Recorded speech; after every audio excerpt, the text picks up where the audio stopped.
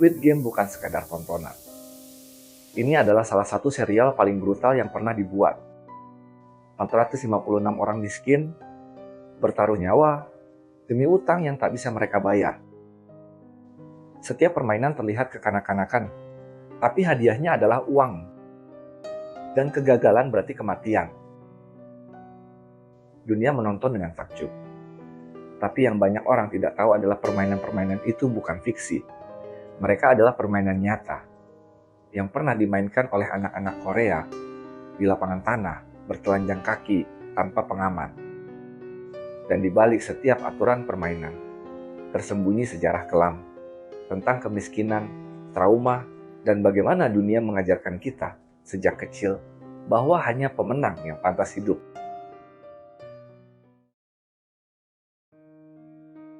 Permainan yang dikenal sebagai Ojing Yonori atau Squid Game bukanlah ciptaan Netflix. Ia adalah permainan tradisional anak laki-laki Korea Selatan yang telah ada sejak tahun 1970-an, bahkan lebih awal. Namanya diambil dari bentuk lapangan yang digambar di tanah, menyerupai tubuh cumi-cumi. Tapi permainan ini bukan sekadar adu strategi. Seringkali anak-anak bertarung dengan keras, mendorong, menjegal, menarik. Yang kalah bisa jatuh, berdarah, bahkan trauma. Ini bukan hanya permainan fisik, tapi inisiasi sosial. Anak-anak yang lemah secara mental atau fisik akan tersingkir. Permainan masa kecil di Korea tidak dirancang untuk menyenangkan.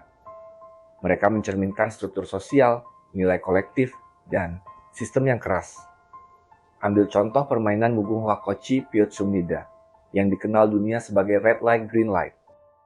Permainan ini berasal dari lirik lagu rakyat dan menguji refleks serta kontrol diri anak-anak.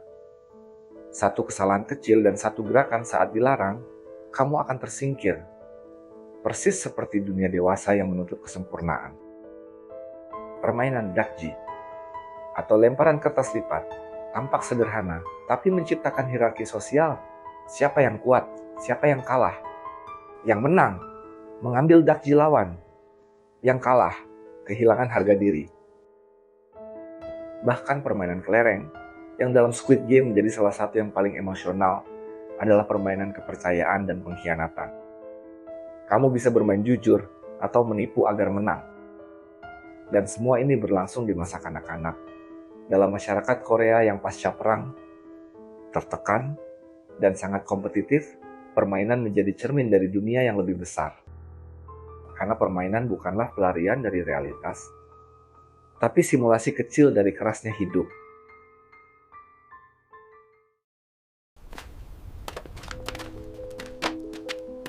Tahun 50-an hingga 80-an, Korea Selatan adalah negara miskin. Pasca perang, masyarakat hidup dalam trauma dan keterbatasan. Keluarga besar tinggal di rumah sempit.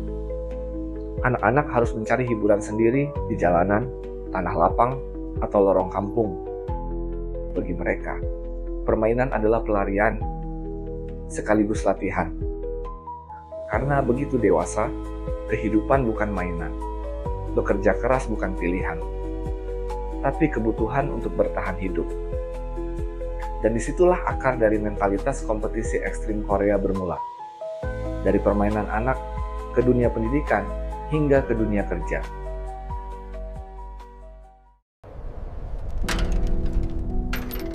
Bagi dunia luar, Squid Game mungkin tampak seperti tontonan brutal. Permainan anak-anak yang diubah menjadi pembantaian berdarah.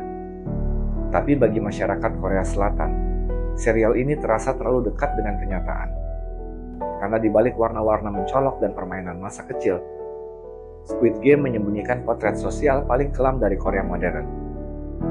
Korea Selatan hari ini dikenal sebagai negara maju, penuh teknologi, budaya musik pop, dan pendidikan kelas dunia.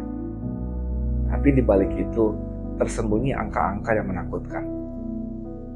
Utang rumah tangga di Korea adalah salah satu yang tertinggi di dunia. Rasio bunuh diri tertinggi di antara negara OECD, terutama di kalangan lansia dan pelajar.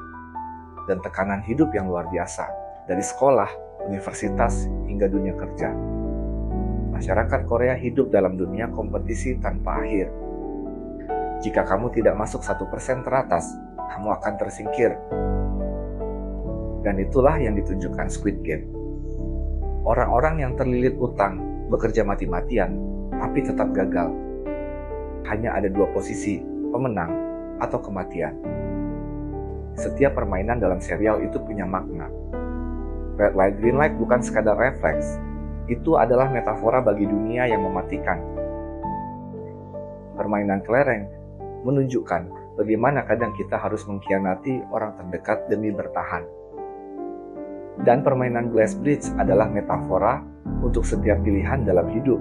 Dan setiap pilihan ada akibat resiko yang akan terjadi. Dan semua itu berlangsung di bawah tatanan sistem yang tak terlihat. Para VIP, tokoh anonim yang menonton, berjudi, bersenang-senang, sementara orang biasa berdarah-darah untuk menghibur mereka. Pertanyaannya, siapa sebenarnya yang berkuasa dalam dunia ini? Dan siapa yang cuma pion yang dijadikan tontonan oleh orang yang berkuasa?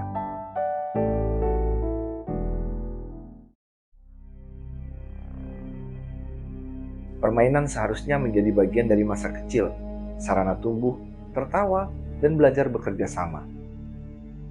Tapi di banyak tempat, permainan menjadi latihan bertahan hidup.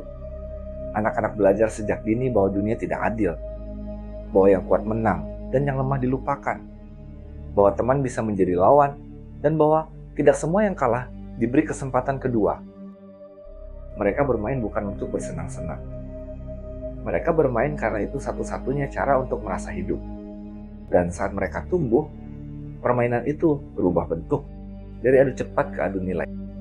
Dari tarik tambang ke tarik gaji. Dari kelereng ke angka utang. Tapi esensinya tetap sama. Mereka tetap saling menjatuhkan. Tetap saling menyingkirkan. Mungkin itulah pesan terbesar dari Squid Game. Bahwa permainan itu tidak pernah benar-benar berakhir. Ia hanya berubah wajah. Jadi lebih sopan, lebih teratur, lebih legal.